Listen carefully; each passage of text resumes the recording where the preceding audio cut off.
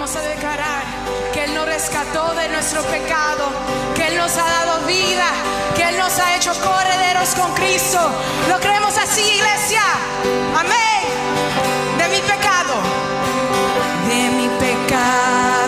me rescataste. En tu gloria cadenas se rompen. Vivía solo y sin consuelo, ahora soy ciudadano del cielo. Tú me sanaste estando herido, Jesús, por tu amor yo respiro. Tengo futuro, ahora veo, porque tu voz me habló. Dígalo. Y a la muerte venció.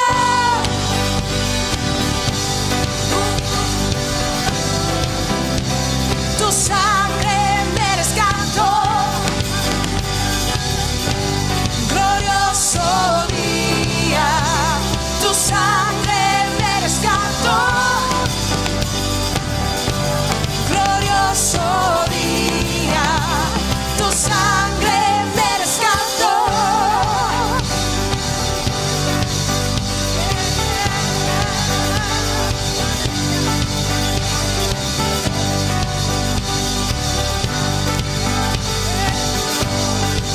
Vamos a decir de mi pecado.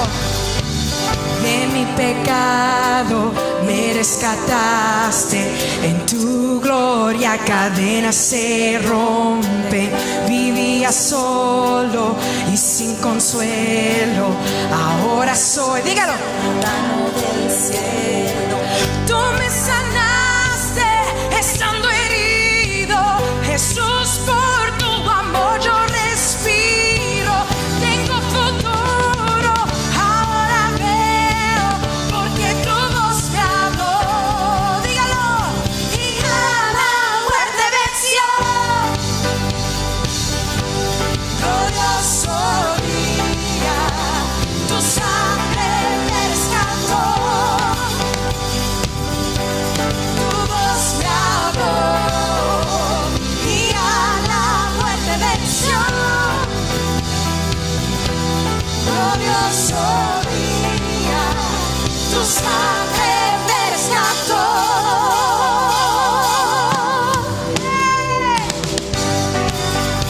¿Cuántos podemos dar un grito de júbilo a nuestro Dios?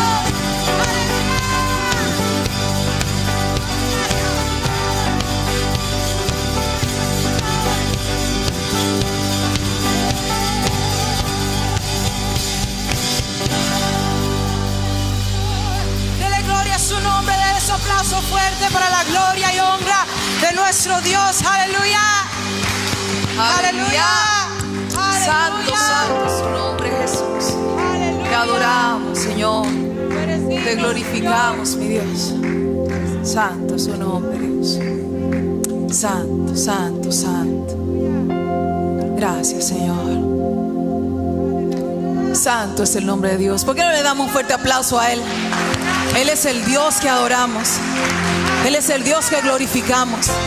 Él es la razón por la que estamos aquí en este día. Aleluya. Tú eres el Dios que adoramos, Señor. Tú eres el grande, poderoso y soberano. Aleluya. Gracias, Dios.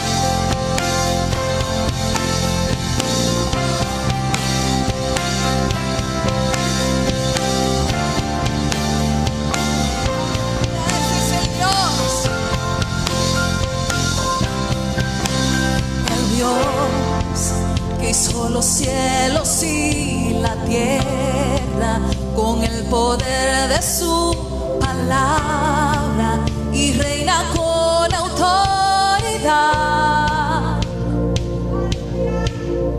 El Dios que aún los vientos le obedecen y una palabra es suficiente para los muertos levantar. Nadie es como Él, oh gran yo soy. Tú eres el Dios que adoramos, todopoderoso.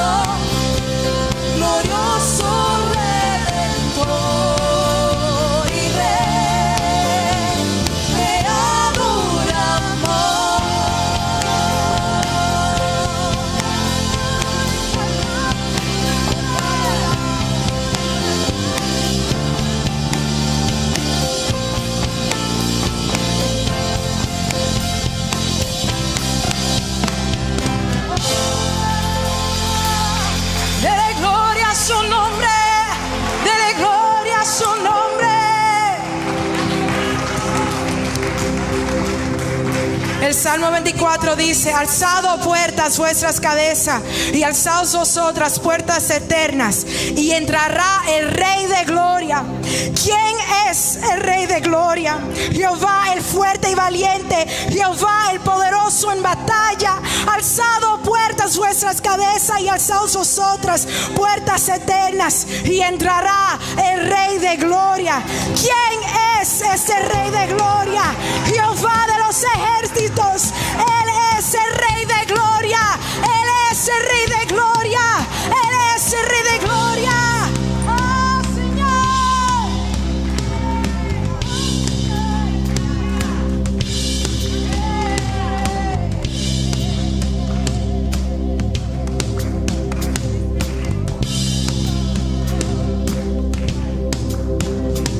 ¿Quién es el Rey de gloria? Me persigue con su amor, me asombran sus palabras, susurrando en mi interior. Mi conciencia me recuerda, necesito su perdón. Él es el Rey de gloria, me lo ofrece hoy. Oh Rey del universo y príncipe de paz, revelándome los cielos, los misterios que me da. Mi espíritu lo anhela, de su gracia y su verdad. Dígalo. Él es el Rey de gloria, Hijo de hombre, Hijo de Dios. Y su nombre es Cristo, Jesucristo, Dios poderoso, Rey de mi ser, Rey de gloria. Dígalo. Su nombre es Cristo, Jesucristo, Dios poderoso, Rey de mi ser, Rey de gloria. ¿Quién es el Rey de gloria? ¿Quién es el Rey de gloria? De poder y majestad, es sabio sin medida, es el Rey de amor y paz. El Señor del cielo y tierra, y el único creador. Él es el Rey de gloria, Él es todo para mí. Vamos a decir su nombre. Su nombre es Cristo, Jesucristo, Dios poderoso, Rey de mi ser, Rey de gloria. Su nombre es Cristo, Jesucristo, Dios poderoso, Rey de mi ser, Rey de gloria. Su nombre es Cristo, Jesucristo, Dios poderoso, Rey de mi ser, Rey de gloria. Su nombre, diga, su nombre es Cristo, Jesucristo, Dios poderoso, Rey de mi ser, Rey de gloria. Oh,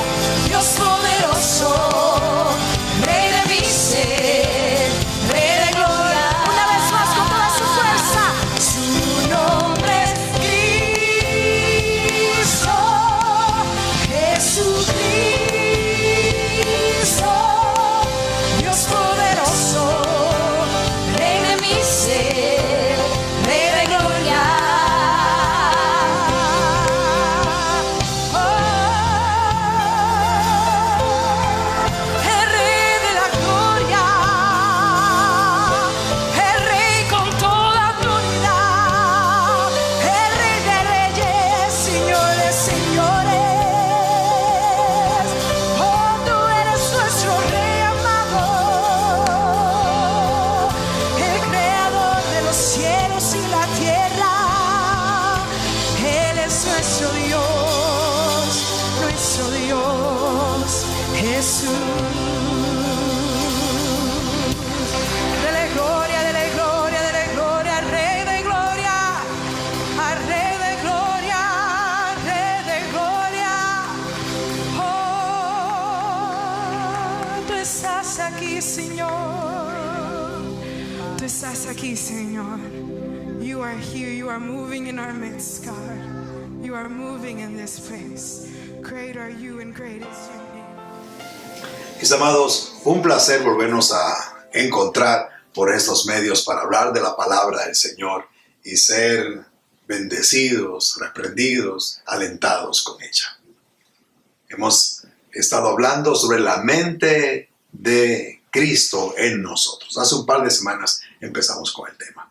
Y hablando de ello, estamos tocando ahora el método de Dios, esas maneras y esas formas que Dios tiene para comunicarse, para obrar entre nosotros. Y nos preguntamos, ¿es posible conocer más al Señor, conocer sus actitudes y métodos de obrar? Y tal vez la respuesta que nos ronda es un enfático no. Eso decíamos la semana pasada. Pero encontramos en la Biblia un Dios que desea ser conocido, que se nos ha revelado y anhela que le conozcamos mejor y tener una mejor relación con nosotros. Y de eso vamos a hablar. Vimos la semana pasada un ejemplo de estas cosas y hoy queremos ver otro.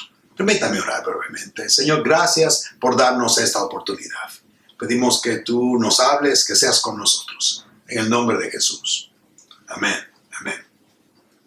Cuando aceptamos a Jesucristo como nuestro personal Salvador, recibimos la divina adopción como hijos o hijas de Dios. El Espíritu Santo viene a morar en nuestras vidas y Él pone en nosotros la mente de Cristo. El Señor se ha dado a conocer y quiere que nosotros tengamos una mejor relación con Él. El apóstol Pablo dice en 1 Corintios capítulo 2:12 que hemos recibido el Espíritu que proviene de Dios para que seamos todo lo que Dios quiere que nosotros seamos, todo lo que como Él nos ha concebido. Al recibir la mente de Cristo conocemos más y mejor a nuestro Padre y aprendemos que nuestro Señor actúa por senderos muy, muy especiales. La semana pasada veíamos unos de esos ejemplos. Hablábamos de José, sus sueños y su realidad. Es decir, que a través del conocimiento y el entendimiento que nos da la mente de Cristo en nosotros, llegamos a comprender que Dios obrará de la manera y al estilo que Él crea conveniente, sin que nosotros podamos encasillarlo. Y en este ejemplo de José, sus sueños y su realidad, veíamos que Dios toma un acto vil, un acto muy bajo, el rencor, el odio de los propios hermanos para echar adelante sus planes. Dios usa esos métodos y sabemos que Dios usará aún el rencor, las peores actitudes de alguien para bendecir sus hijos, los planes divinos, para realizar sus planes. Y tenemos entonces la certeza y la seguridad del cuidado divino sobre nuestras vidas. Créame, si José no llega a tener ese entendimiento, hubiese sido muy difícil su vida y hubiese perdido todo el propósito de Dios para con él. Sin embargo, él se mantuvo seguro que Dios tenía un plan para su vida y por eso pudo caminar, pudo obtener, pudo llegar a desarrollar o a recibir todo el plan de Dios en su vida. Cuando finalmente José se encuentra con sus hermanos, le vio con ojos de perdón, con ojos de misericordia, entendiendo que Dios tenía un plan. Sobre la maldad de ellos, Dios tenía un plan. Bien, ahora queremos ver otro método o otro caso en el método de Dios. Ya hemos hablado de José, sus sueños, su realidad, y hoy queremos hablar sobre Eliseo y Naamán. Ese caso de Eliseo y Naamán lo encontramos en el segundo libro de Reyes, capítulo 5. Permítame entonces empezar a leer esto para ustedes. Naamán, jefe del ejército del rey de Siria, era un hombre de mucho prestigio y gozaba del favor de su rey, porque por medio de él, el Señor le había dado victorias a su país. Era un soldado valiente, pero estaba enfermo de lepra. En cierta ocasión, los sirios que habían salido a merodear capturaron a una muchacha israelita y la hicieron criada de la esposa de Naamán. Un día, la muchacha le dijo a su ama: me gustaría que el amo fuera a ver al profeta que hay en Samaria, porque él lo sanaría de su lepra. Naamán fue a contarle al rey lo que la muchacha israelita había dicho. El rey de Siria le respondió: bien, puedes ir. Yo le mandaré una carta al rey de Israel. Y así Naamán se fue llevando 30,000 monedas de plata, 6,000 monedas de oro y 10 mudas de ropa. La carta que le llevó al rey de Israel decía: cuando te llegue esta carta, verás que el portador es Naamán, uno de mis oficiales. Te lo envío para que lo sanes de su lepra. Vaya. El verso 7 dice: al leer la carta, el rey de Israel se rasgó las vestiduras y exclamó: ¿acaso soy yo Dios para dar vida o dar muerte? ¿Para que este tipo me pida sanar a un leproso? Fíjense bien que me está buscando pleito. Cuando Eliseo, el hombre de Dios, se enteró de que el rey de Israel se había rasgado sus vestiduras, le envió este mensaje: ¿por qué está su majestad tan molesto? Mándeme usted a ese hombre para que sepan que hay un profeta en Israel. Así que Naamán, con sus caballos y sus carros, fue a la casa de Eliseo y se detuvo ante la puerta. Entonces Eliseo envió un mensajero que le dijera: ve y zambúllete 7 veces en el río Jordán, y así tu piel sanará y quedarás limpio. Naamán se enfureció y se fue quejándose: yo creía que el profeta saldría a recibirme personalmente para invocar al nombre del Señor su Dios, y que con un movimiento de la mano me sanaría la lepra. Y también dijo: ¿acaso los ríos de Damasco, el Habaná y el Farfar no son mejores que todas las aguas de Israel? ¿Acaso no podría zambullirme en ellos y quedar limpio? Furioso, dio media vuelta y se marchó. Permítame terminar la historia. Mas sus criados se le acercaron y le hablaron diciendo: Padre mío, si el profeta te mandara alguna gran cosa, ¿no la harías? ¿Cuánto más diciéndote: lávate y serás limpio? Él entonces descendió y se zambulló 7 veces en el Jordán, conforme a la palabra del varón de Dios, y su carne se volvió como la carne de un niño y quedó limpio. Luego Naamán volvió con todos sus acompañantes y, presentándose ante el hombre de Dios, le dijo: ahora reconozco que no hay Dios en todo el mundo, sino solo en Israel. Le ruego a usted aceptar un regalo de su servidor. Pero Eliseo respondió: tan cierto como que vive el Señor, a quien yo sirvo, que no voy a aceptar nada. Y por más que insistió Naamán, Eliseo no accedió. En este caso, insistió Naamán: permítame usted llevarme 2 cargas de la tierra, quería llevarse tierra, ya que de aquí en adelante su servidor no va a ofrecer holocaustos ni sacrificios a ningún otro Dios, sino solo a Jehová. Aleluya, magnífico. He aquí, mis amados, el encuentro de 2 grandes hombres. Uno al servicio del Altísimo, del Dios Altísimo, y el otro al servicio del rey de Siria. Eliseo, el varón de Dios, y el general Naamán. La historia bíblica nos cuenta, como hemos leído, que Naamán, general del ejército de Siria, era un hombre valeroso en extremo y que había traído gloria a su pueblo, pero este laureado héroe era un leproso.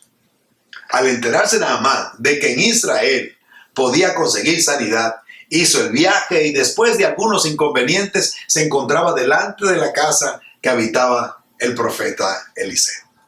Recordemos que el general Naamán viajó con una gran comitiva trayendo presentes y obsequios para el profeta y una carta de su rey para el rey de Israel, que ya leímos cómo se portó el rey. Pero el general Naamán vino finalmente delante del profeta. Y creo, mis amados, que para él aquellos debieron ser momentos de gran tensión y un tanto nerviosismo. Debió estar muy, muy nervioso. Aquella lepra era su gran mal y el único punto oscuro en la vida del brillante hombre de armas. Él ya se había imaginado la escena. ¡Wow! Él se había imaginado la escena. Y de hecho la repitió varias veces en su mente. El profeta habría de recibirlo, impondría sus manos sobre su manchado cuerpo, clamaría a Dios y entonces él sería sano. Pero mis amados, las cosas no ocurrieron exactamente así. El profeta de hecho ni siquiera salió a recibirlo, sino que con un criado, su criado, le envió el siguiente mensaje: ve y lávate 7 veces en el Jordán y tu carne se restaurará y serás limpio. Zambúllete 7 veces en el Jordán y serás limpio. A simple vista, esto parece como un acto de descortesía del profeta hacia Naamán, pero créanme, realmente era el Señor, fue el Señor que instruyó a Eliseo para que hiciera esto exactamente así. Y aquello fue demasiado para el orgulloso general Naamán, quien se retiró enojado, pues la manera que el profeta le señaló para que se cumpliera su deseo de sanarse, no fue como él consideraba digno de su posición. Las cosas no fueron como él estaba esperando. ¿Qué cosa, mis amados? ¿Qué cosa?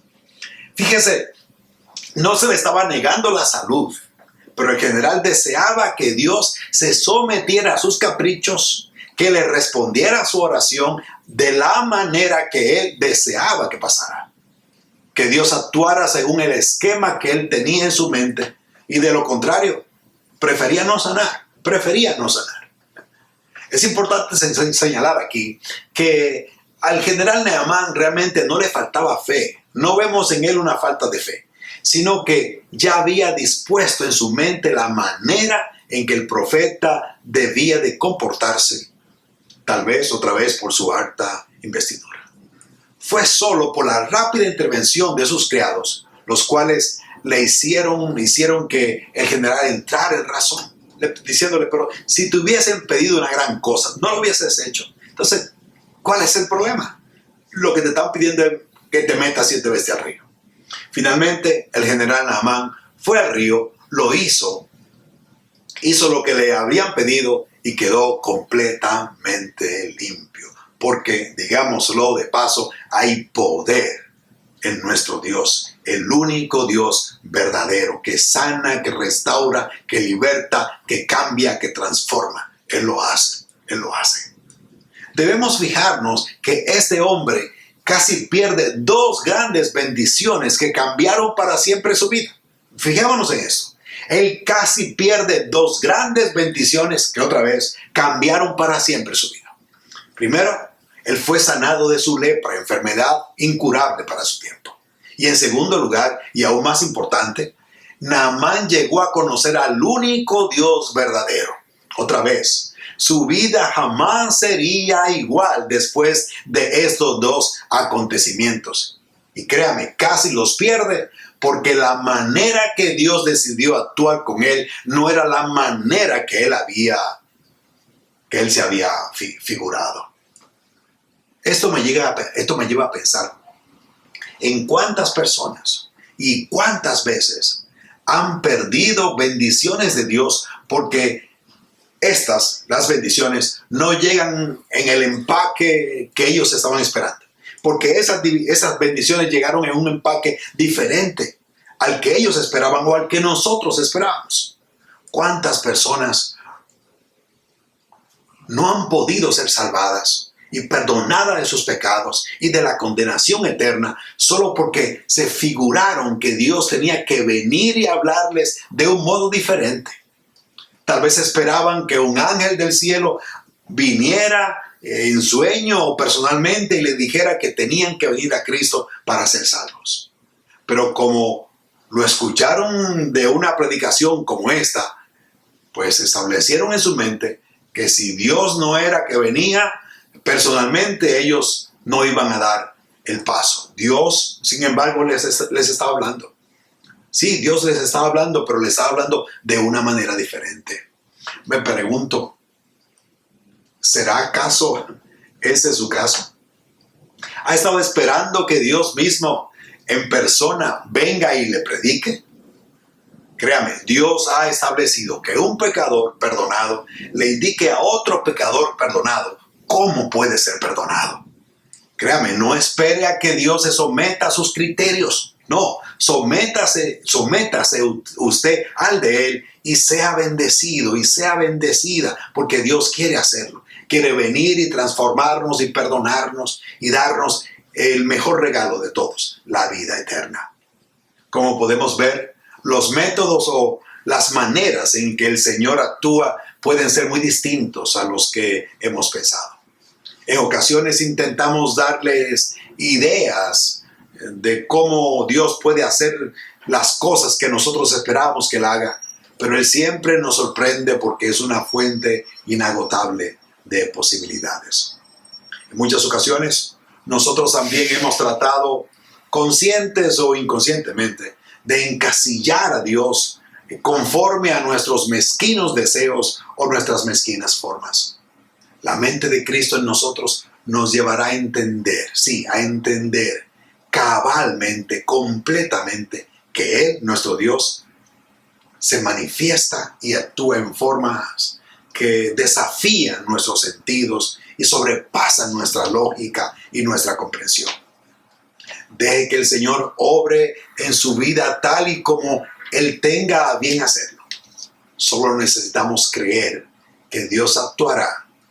El cómo lo hará es cosa suya. Me gustaría compartir otro ejemplo de lo que estamos diciendo, de la manera en que Dios actúa y cómo nosotros podemos recibir eso sin que entremos en conflicto con el Señor. Permítame hablar ahora de la cruz como el plan de Dios. Sí, la cruz como el plan de Dios. Muchos se han preguntado cómo pudo Dios permitir que su Hijo muriera en una cruz. Jamás han aceptado que este hecho tuviese los planes de Dios y que se presenta la muerte de Jesús en la cruz como un mal que tuvo lugar en su camino debido al celo de los líderes religiosos de entonces. Créame, se necesita más fe para aceptar esto que para simplemente creer lo que el mismo Señor dijo, que su muerte en la cruz era el plan divino para redimirnos de nuestros pecados.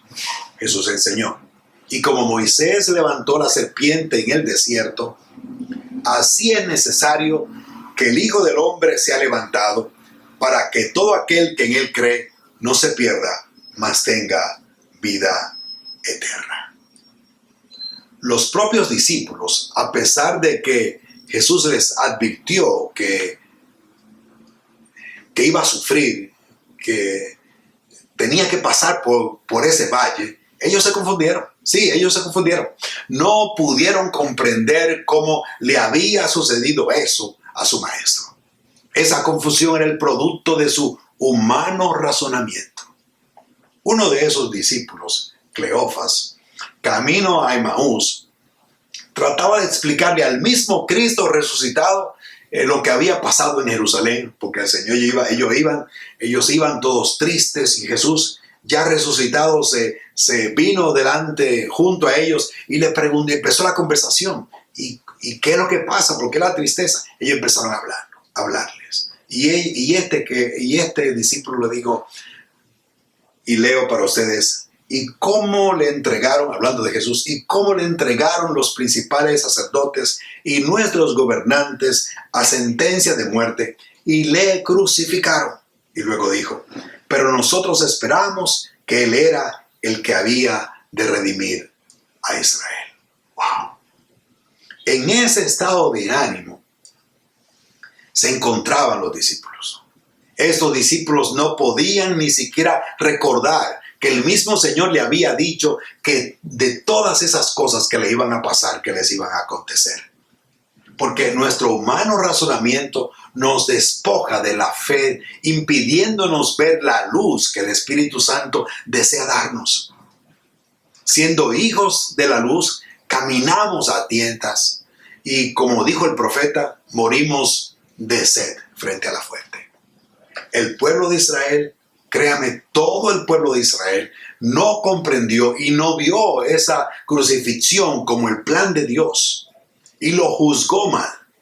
De hecho, el profeta Isaías, muchos años antes, lo había profetizado. El profeta dijo estas palabras: ciertamente, hablando de Jesús, ciertamente llevó Él nuestras enfermedades y sufrió nuestros dolores. Y nosotros, el pueblo de Israel, decía el profeta, y nosotros le tuvimos por azotado, por herido de Dios y abatido. Mas Él fue herido por nuestras rebeliones, molido por nuestros pecados. El castigo de nuestra paz fue sobre Él, y por su llaga fuimos nosotros curados. Isaías está diciendo, nosotros nos equivocamos, nosotros vimos mal esto, no era un castigo de Dios sobre este hombre. Este hombre era la vía que Dios estaba usando para salvarnos a nosotros. El pueblo vio aquella crucifixión como castigo, la vio como la vara de Dios sobre Jesús. Los judíos confundieron la cruz de Cristo con la vara de Dios, pero nosotros sabemos que lejos de ser el castigo divino sobre un hombre, era el canal de bendición para recibir, para redimir, para salvar, para perdonar toda la raza humana. Cuando los discípulos vieron a Jesús, a su Señor resucitado, y Él les explicó nuevamente la palabra, se gozaron en todo lo que había sido divinamente dispuesto. Ese mismo gozo embarga, llena nuestros corazones cuando entendemos el gran sacrificio de Cristo en la cruz y el eterno amor del Padre por el pecador, por mí, por usted, por nosotros. La presencia de la paz y el gozo, sea cual fuese la situación que nos toca vivir, es una evidencia de que andamos bajo la mente de Cristo. Que no importa lo que esté pasando, y no es que tenemos que estar alegres, pero sí gozosos en el Señor por todo lo que nos ha dado. Mire, si el apóstol Pablo no logra entender que aquello llamado el aguijón en su carne era parte del plan de Dios, aunque fue difícil de entender, si él no lo logra entender que aquello era para su propio beneficio, no hubiese podido llegar a cabo todo su ministerio. Pero al entenderlo, dijo que se gozaba en toda aquella dificultad o todas aquellas dificultades, problemas y tribulaciones. Y pues llegó a comprender que su Señor sabía lo que estaba haciendo y que tenía un plan. Por eso dijo que se iba a gozar en las tribulaciones, en los problemas, en las dificultades. Porque Él sabía ahora que cuando era débil, era realmente cuando Él estaba fuerte. Porque Dios actúa así. Dios actúa diferente a lo que nosotros pensamos. Estamos hablando del plan, del método, el método de Dios. Cuando no somos capaces de tomar una actitud similar a la del apóstol Pablo y abandonarnos en Dios, conscientes de que Él desea lo mejor para nosotros y que Él sabe lo que hace, nos amargamos y nos vemos involucrados en fricciones y conflictos. Pero lo peor de esa actitud es que el Señor no puede usarnos como Él quisiera. Créame, ese entendimiento que podríamos llamar sabiduría es lo que trae a nosotros la mente de Cristo. A esta sabiduría hace mención Santiago cuando dice, permítame leerlo para ustedes: si entre ustedes hay alguno sabio y entendido, que lo demuestre con su buena conducta, con la humildad que su sabiduría le da. Pero si ustedes dejan que la envidia les amargue el corazón y hacen cosas por rivalidad, entonces no tienen en qué enorgullecerse y están faltando a la verdad. Porque esta sabiduría no es la que viene de Dios, sino que es la sabiduría de este mundo, de la mente humana, del diablo mismo. Donde hay envidias y rivalidades, hay también desorden y toda clase de maldad. Pero los que tienen la sabiduría que viene de Dios, llevan ante todo una vida pura y además son pacíficos, bondadosos y dóciles. Son también pacíficos, imparciales, sinceros y hacen el bien. Y los que procuran la paz, siembran la paz para recoger como fruto la justicia. Amados, cuánta falta nos hace caminar bajo el influjo de la mente de Cristo. Necesitamos entregar nuestras mentes al poder del Espíritu Santo para ir más allá de nuestro reducido y limitado entendimiento humano y caminar de triunfo en triunfo bajo el influjo de la mente de Cristo. Necesitamos la mente de Cristo. Necesitamos caminar en ella. Podremos entonces vivir la experiencia del profeta Isaías cuando el Señor le dijo: no temas, yo te redimí, te he llamado por tu nombre, tú eres mi hijo. Cuando cruce por las aguas, yo estaré contigo. Cuando cruce por los ríos, no te cubrirán las aguas. Cuando camines por el fuego, no te quemarás, ni te abrazarán las llamas. Oro que el Señor lo haga con usted, que el Señor lo haga con nosotros. Bajo el influjo de la mente de Cristo, caminemos conforme a su voluntad, no tratando de encasillarlo a Él, de hacer nuestras propias ideas para que Dios actúe como nosotros queremos. Caminemos conociendo a un Dios maravilloso, a un Dios que nos ama y que es todopoderoso. Confiemos que Él está en control. Caminemos bajo la mente de Cristo. Y si aún usted no le conoce, quiero animarle a que venga a Cristo. El Padre envió a su único Hijo a morir por usted y por mí, para que todo aquel que en Él cree tenga vida y perdón de pecados. Recuerde que estas lecciones que estamos compartiendo vienen de nuestro libro Más allá del entendimiento humano. Si le interesa, usted lo puede conseguir, digamos, a través de Amazon. Una vez más, gracias por estar con nosotros. Que Dios le bendiga rica y abundantemente. Bendiciones.